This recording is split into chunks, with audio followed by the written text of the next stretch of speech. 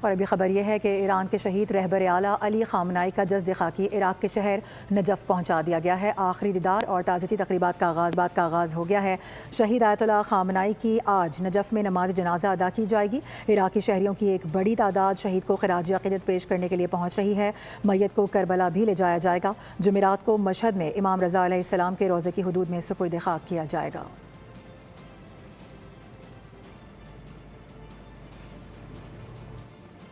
اور ابھی خبر یہ ہے کہ ایران کے شہید رہبر اعلیٰ علی خامنائی کا جسد خاکی عراق کے شہر نجف پہنچا دیا گیا ہے۔ آخری دیدار اور تعزیتی تقریبات کا آغاز ہو گیا ہے۔